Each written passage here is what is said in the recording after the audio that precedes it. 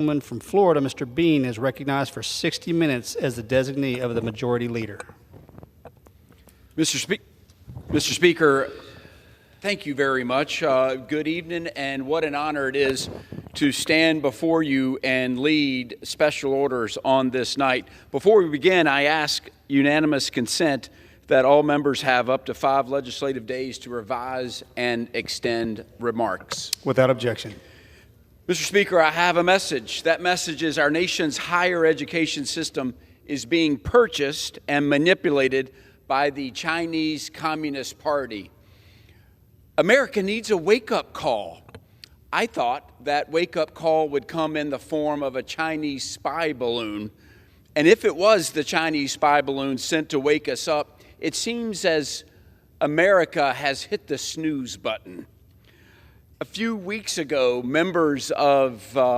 several members of the Education and Workforce Committee were briefed on the scheme, the manipulation of the Communist Chinese Party on higher ed in the USA, and it was shocked. We were all shocked. It was a shocking report, and we wanted to share the truth of how far China and what they're doing to infiltrate and take control over higher education in the United States. Since 2013, $12 billion have poured into our higher education system from foreign sources. China is by far the largest of foreign donations since that time. And between 2013 and 2020, U.S. universities accepted over $1 billion, nearly $1 billion from Chinese donations. The tuition paid by Chinese students is estimated to be over $12 billion per year. It's time we look at this influence and take it seriously. It started over 20 years ago, Mr. Speaker, with that China's been playing this game of infiltrating, manipulation, and trying to purchase influence. It started with this game they call the Confucius Institutes. These centers teach Chinese languages and culture, but avoid discussing China's widespread human rights abuses and present Taiwan as undisputed Chinese territory. They are simply a propaganda machine funded and directed by the Chinese government. And we haven't even gotten started on what they're stealing from us, Mr. Speaker.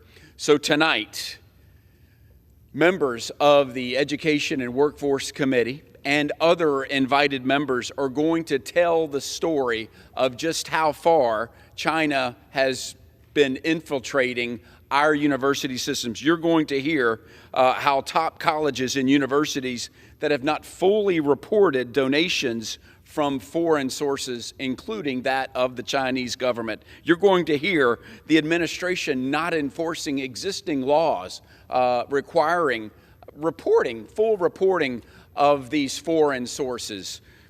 Universities in their desire to seek donations from the public, sometimes unexpectedly or yet overly, take money from foreign sources, and in this case, many times from the Chinese government. You're going to hear also how the United States is losing the technology edge that we've long enjoyed for many years in computing and science and engineering, all kinds of energy sources where we were the dominant player. But now, because of theft and China's influence in our university system, is now those edges in technology are now leaning China's way. You're going to hear about that. So Mr. Speaker, as we begin tonight, I just want to say that it's long due that we hear the truth and we are fully aware how bad China's is. I would first like to yield a few minutes to the chairman of the Education and Workforce Committee, the gentlelady from North Carolina, Dr. Virginia Fox.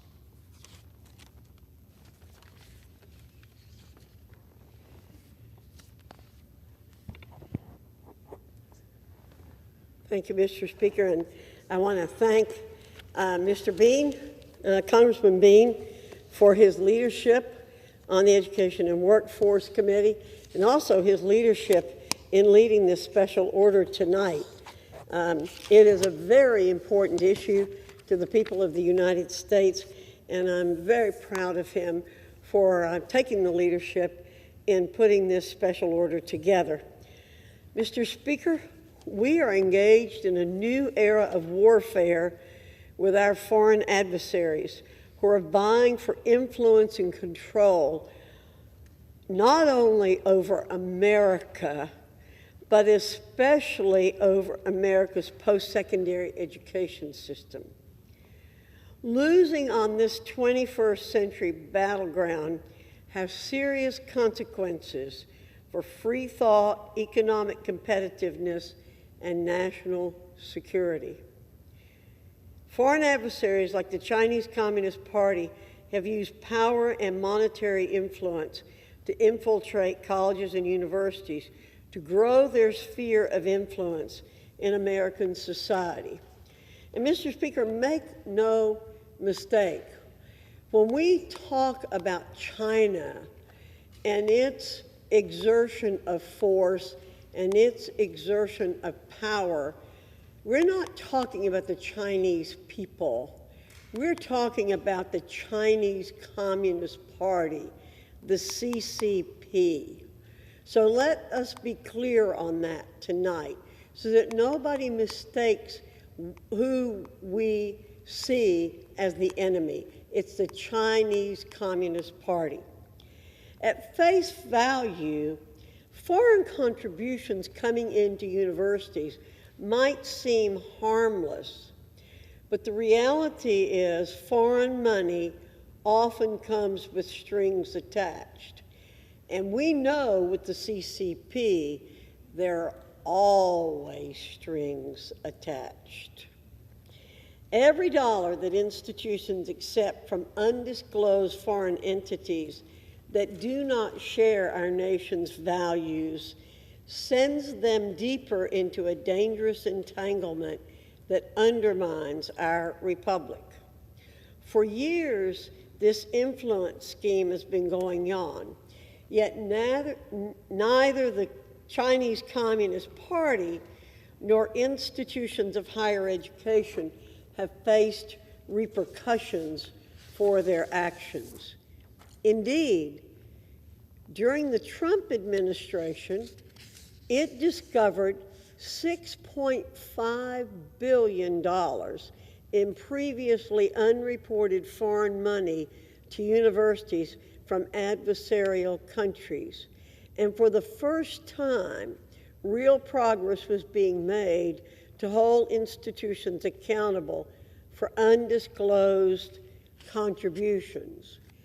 But mysteriously, when the Biden administration came into office, all progress toward discovering these contributions stopped.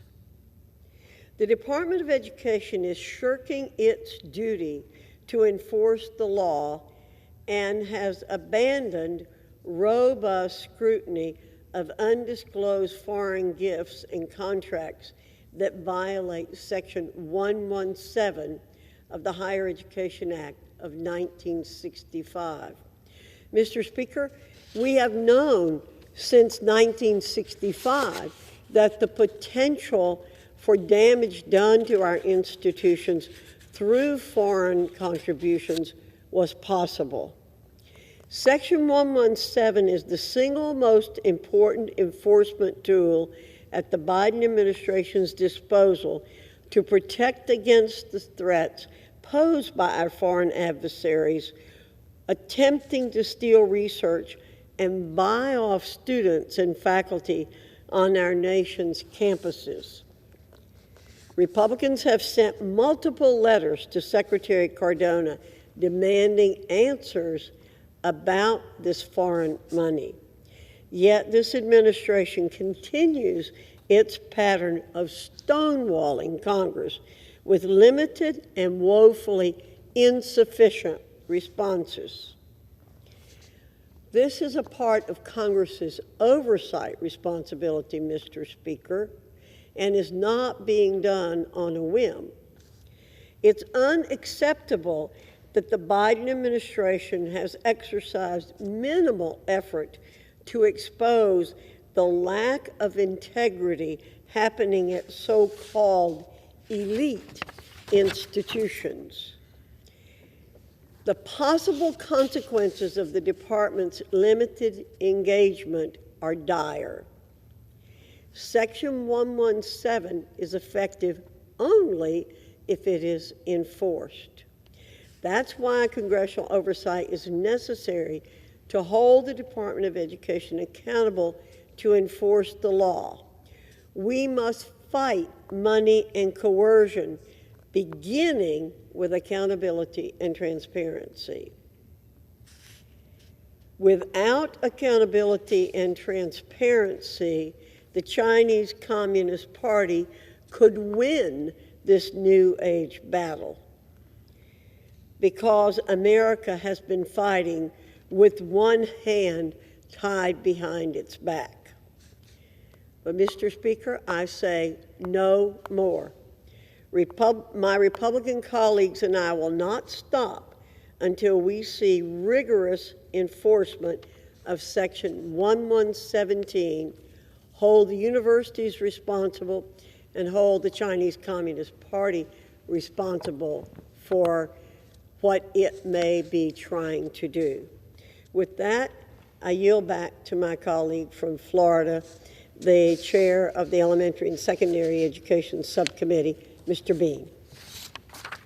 Dr. Fox, thank you so much. You are doing such a great job as chairman of Education and Workforce. Thank you for the opportunity to serve on that committee.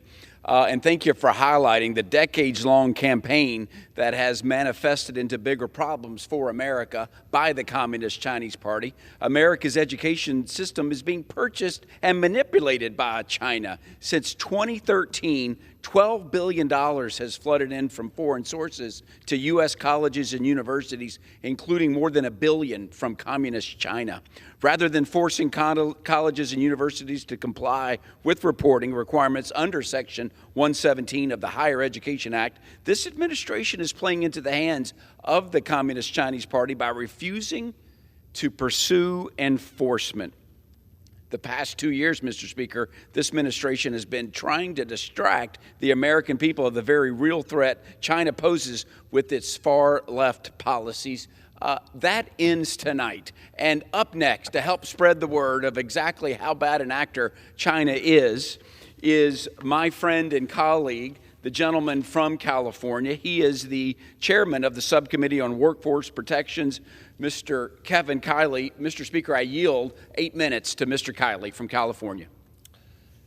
Thank you very much to my colleague from Florida. And I appreciate you identifying this very important issue of the attempt of the Chinese Communist Party to gain influence at American universities in very concerning ways, because it so clearly highlights the mentality and strategy of the CCP, that they understand where the battle lines are being drawn in the 21st century.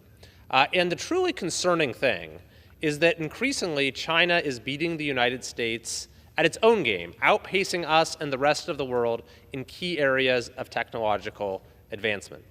Through their actions, the CCP has shown an understanding that the 21st century will belong to the most innovative nation, the one that's able to harness the full power of new technologies. And so China knows that for decades that nation was unquestionably the United States. But here's what we've seen over the last 2 decades, is that China has dramatically ramped up its own investment in research and development, cutting into America's traditional dominance. From 2000 to 2019, China's share of global R&D quadrupled to nearly a quarter, while our share slid from 37% to just 27%. China has increased its R&D spending by nearly 16 times over the same period and plans to compound its R&D investments by an additional 7% annually. By contrast, federal R&D investment in the United States has never surpassed 0.8% of GDP over the last decade. Of course, spending isn't the only metric that matters. The United States is also increasingly losing the talent battle, and the trend lines are getting worse. China has consistently graduated more STEM PhDs than the United States, and of course, many are getting educated right here in the United States. Looking at the publication of peer-reviewed articles in journals, Chinese scholars surpassed the United States in the last decade. In 2020, China published 38% more peer-reviewed articles than the United States and is on track to extend this gap even further over the next 5 years. So this all puts in perspective the pervasive attempts by the Chinese Communist Party to gain leverage over American universities. Even though colleges and universities are required to report foreign gifts and contracts under Section 117 of the Higher Education Act, over $6.5 billion in unreported federal money received by colleges has already been uncovered. The Biden administration has done little to enforce this reporting requirement or open new investigations into how China is influencing our higher education system, even though China wields the spending to co-opt innovative research. And that is the key, is that China has signaled that intellectual property is absolutely key to its long-term goals. And for years, the CCP has sought to acquire IP through outright theft from U.S. companies or by gaining influence in our universities. But we also have to acknowledge in this discussion is that their strategy has gotten much more sophisticated. That in addition to outright theft, China has signaled its plans to, in fact, elevate the status of the China National Intellectual Property Administration to make it a top-level independent agency. And while President Biden didn't mention IP at all in his most recent State of the Union address, Chinese President Xi Jinping speaks about IP frequently. We will increase investment in science and technology through diverse channels and strengthen local protection of intellectual property rights, he said in his speech at the opening of the 20th National Congress of the Communist Party of China last year. So clearly, the United States is at risk of forfeiting our technological edge at a time when it is more important than ever to protecting our national interests. To outcompete China, we need to out-innovate China. And that requires policymakers to act with urgency, not only to protect our companies and universities from Chinese influence, but also to change the policy environment in ways that promote and protect American innovation. But unfortunately, recent policy changes have done just the opposite. For example, FTC Chair Lina Khan has proposed sweeping new rules to unilaterally ban employers from using non-compete agreements, something California, by the way, has already done. This will hamstring employers in the most competitive, trade secret-rich sectors, artificial intelligence, biotechnology, and precision manufacturing, and render the United States less competitive than China. Meanwhile, administrative processes at the U.S. Patent and Trademark Office are creating headaches and worse for innovators seeking to defend their patents. A quasi-judicial administrative body within the USPTO, the Patent Trial and Appeal Board, or PTAB, has become a favored forum for companies to challenge the validity of patents they are accused of infringing.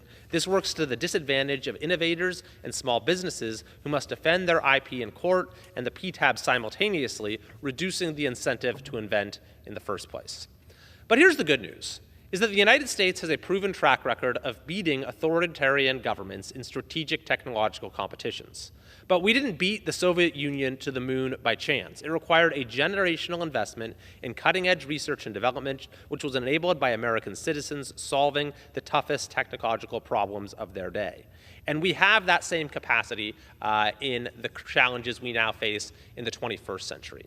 But that requires a change in how we approach intellectual property and innovation in this country. And I think that the issue that is being highlighted today, the outright attempts by the CCP to go to our centers of research, of higher learning, our centers of intellectual life in this country, shows that they understand the stakes. And it's time that we here in Congress and throughout our government understand that as well.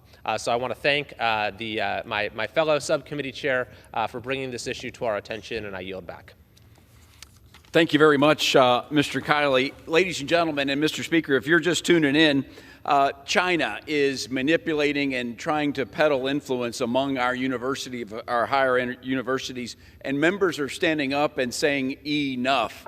You know, a few weeks ago we saw, and to great amazement, this Chinese spy balloon that cruised over our most sensitive sites in our country. We were told at the time, we're blocking it from transmitting any data at the time.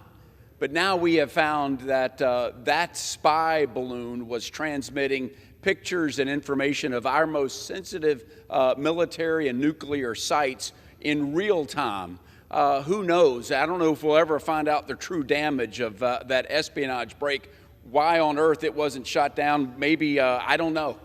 But what about the things we can't see? We can't see what China is doing to buy influence and to infiltrate our university systems. But somebody that's going to tell us his angle from it is a gentleman who was part of a delegation that just last week went to Taiwan, went to an Asia tour to meet with leaders of just exactly what's going on over there. But Mr. Speaker, I'm pleased to yield to the gentleman from Texas for 5 minutes, Mr. Moran.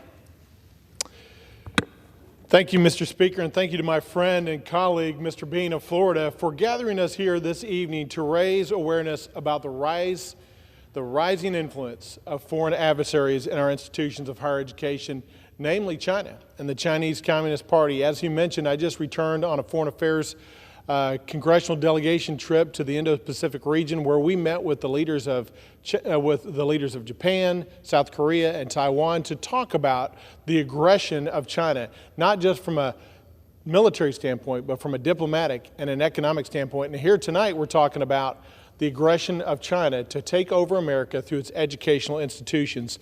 Universities across the nation are being exploited by the Chinese Communist Party and other foreign adversaries, with the CCP leading efforts to infiltrate college campuses, to steal our intellectual property, spread propaganda, and collect information to send back to China.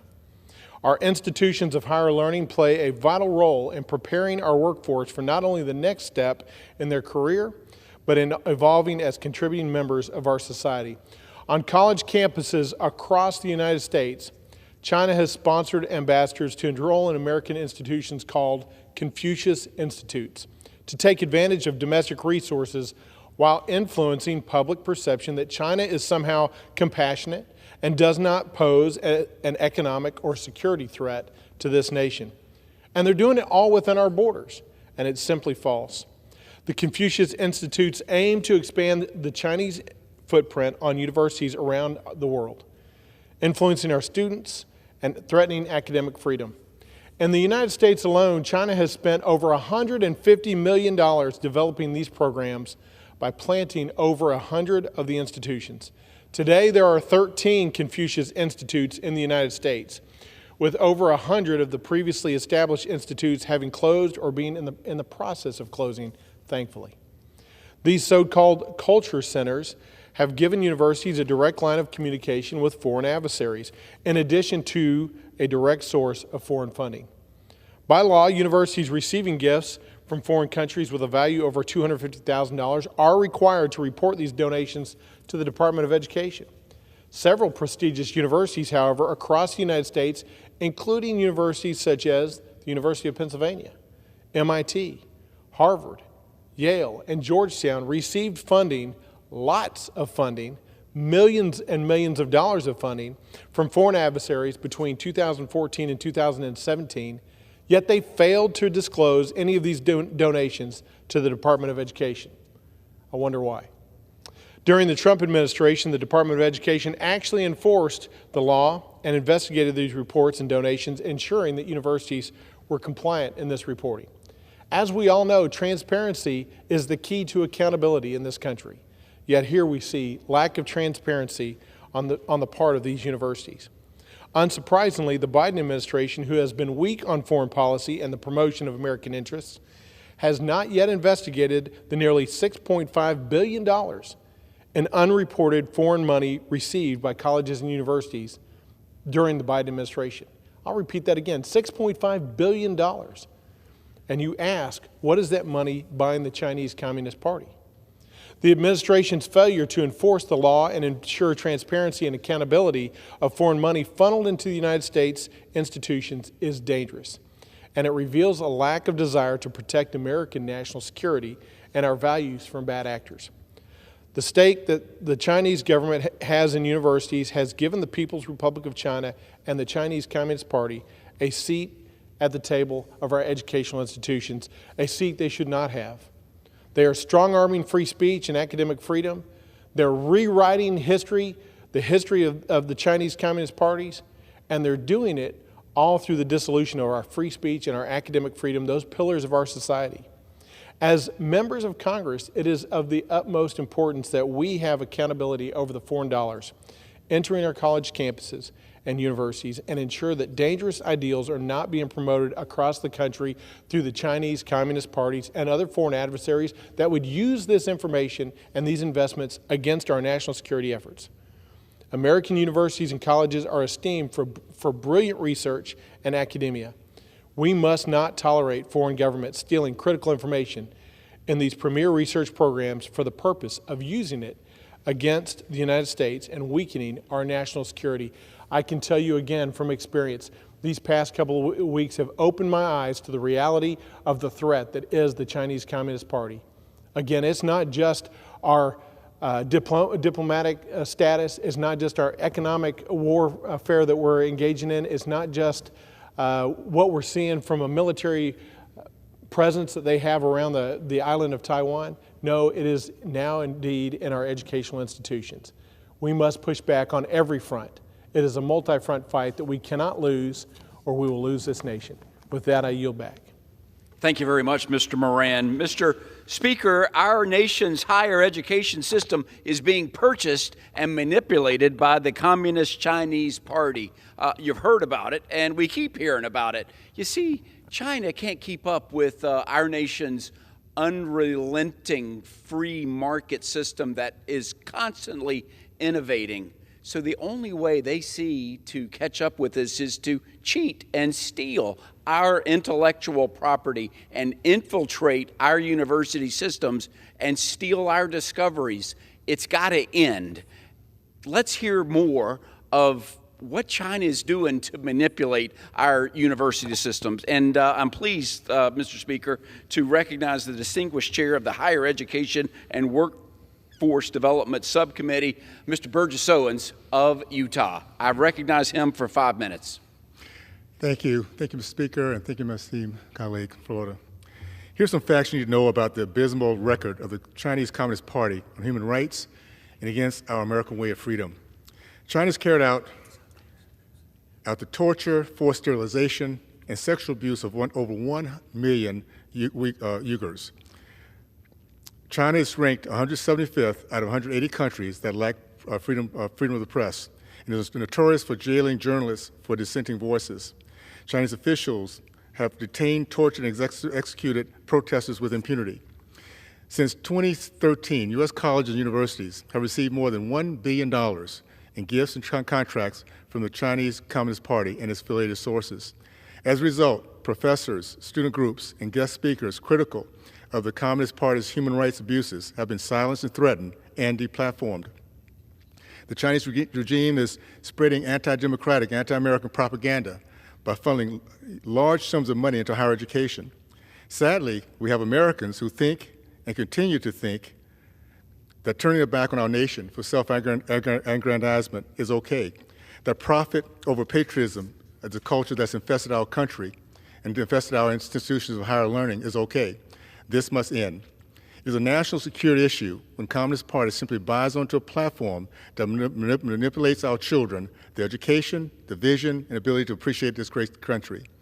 We have for years allowed the Chinese Communist Party to find home in our high schools and colleges with their Confucius Institutes. Granted the credibility of our institution and a pipeline of our children, they indoctrinate them into their form of government that can only survive through tyranny that is good, and that our form of government, a representative republic that thrives on freedom, is bad.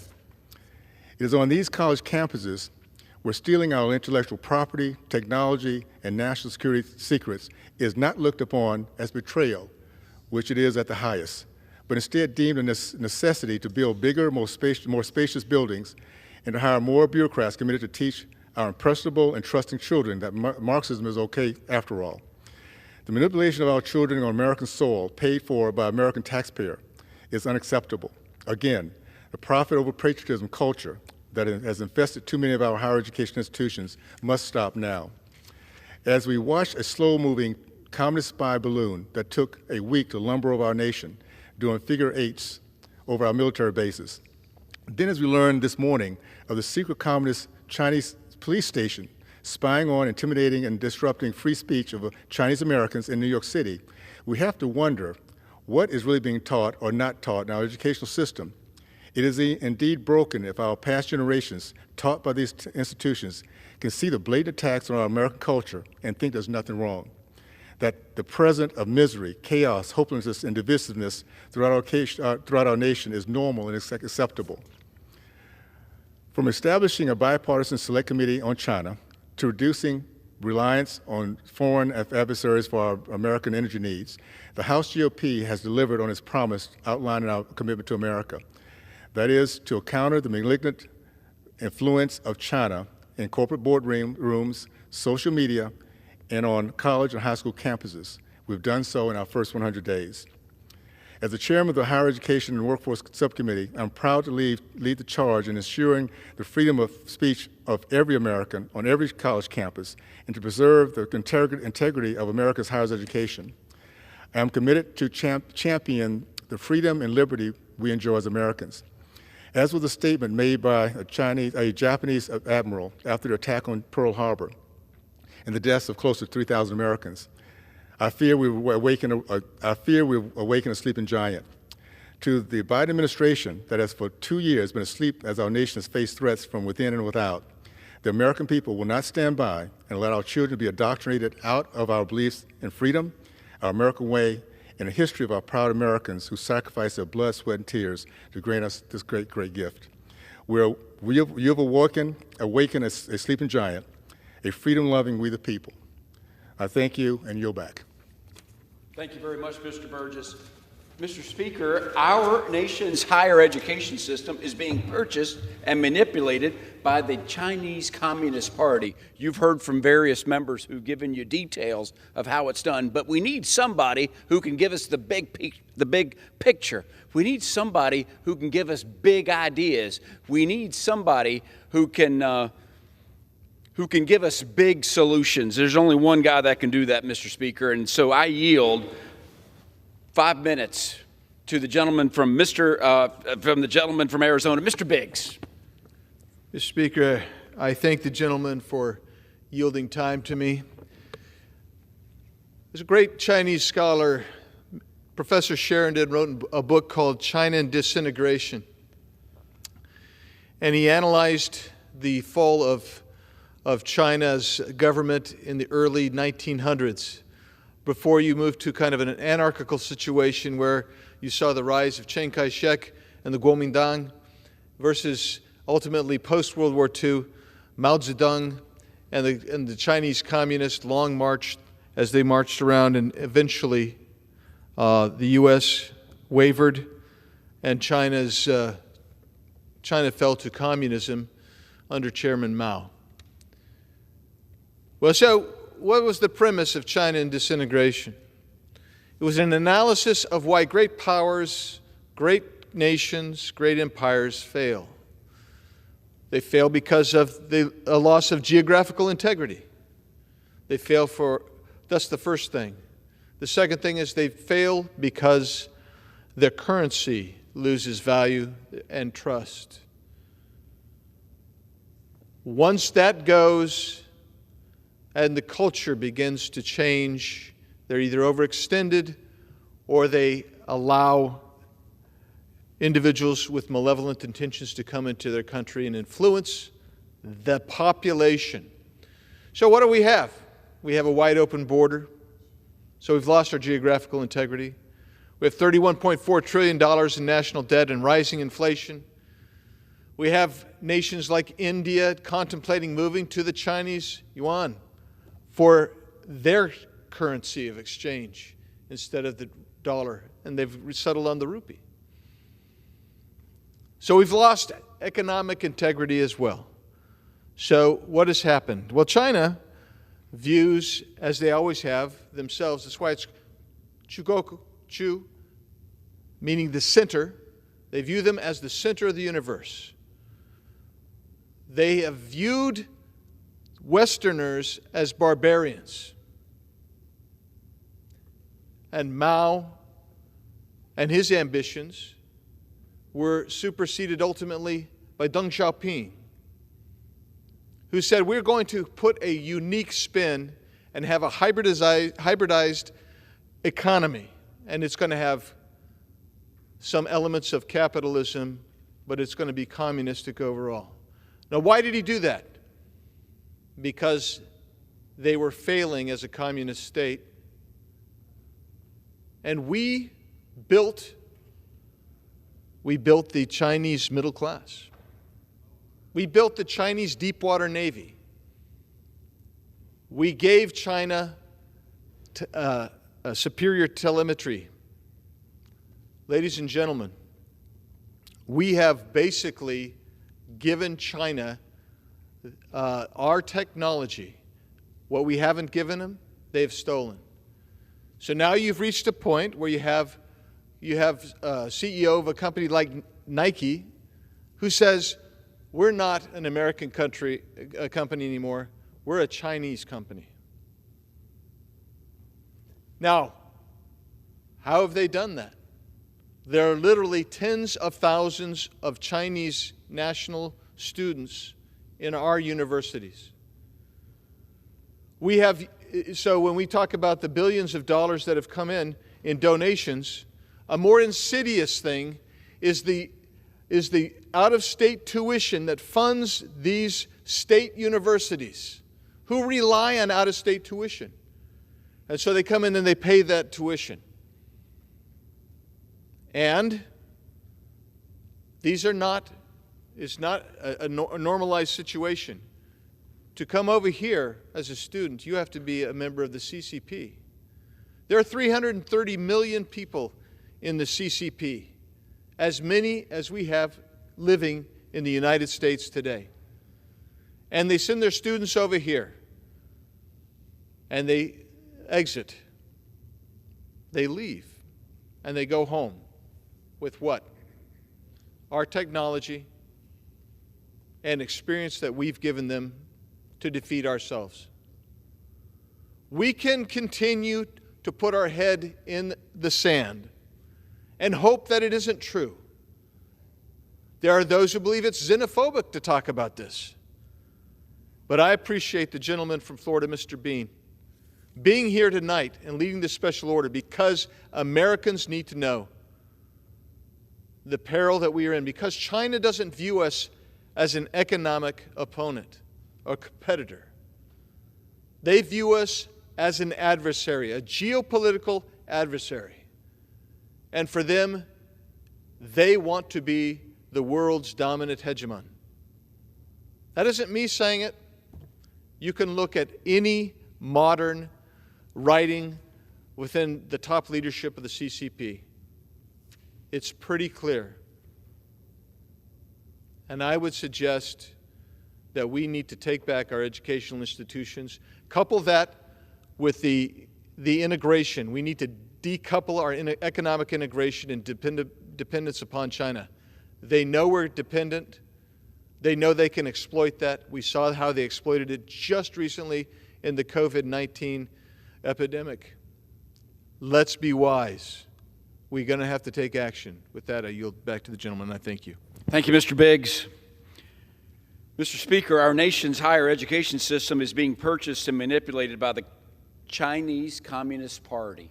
And tonight you've heard from various members of a fantastic committee and other members led by Dr. Virginia Fox, shining the light on just how bad it is, just how blind an eye that we've turned to it. And for the last 20 years, we've now realized through donations and purchases and influence in sending their kids here to school, as well as something called the Confucius Institutes, that it's all for the propaganda and a way for China to infiltrate and manipulate our higher education system. So, Mr. Speaker, where do we go from here?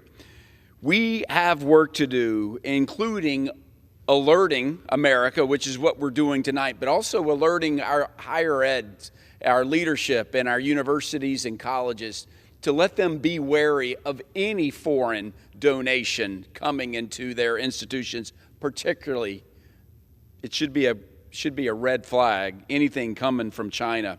The Department of Education should immediately enforce existing laws. Should we make a new law? How about enforcing the laws that are already on the book, requiring these institutions, some of the biggest names in higher ed, to report the foreign gifts and grants? The Biden administration should ban all Confucius Institutes and all collaborations between U.S. institutions and Chinese entities affiliated with Chinese Ministry of State Security immediately. Congress should also consider to withhold state and federal funds from colleges and universities that resist efforts to eliminate CCP influence operations. And lastly, the State Department. Mr. Biggs said it so well. The State Department must review visa applications from adversarial countries, including the CCP, from background and research plan of every applicant for a student visa. We need to say no. We need to say no to the CCP coming in, getting our information, and then going back home. We've got lots to do, but it starts with alerting the American people. We have done that tonight. The rest of the work is up to this Congress. It's up to the administration to enforce our laws and to hold these universities and China accountable for exactly what they're doing, which is manipulating and using undue influence in our higher education system. It stops now going forward. Mr. Speaker, with that, thank you very much for the time, and I yield back. Gentleman yields back.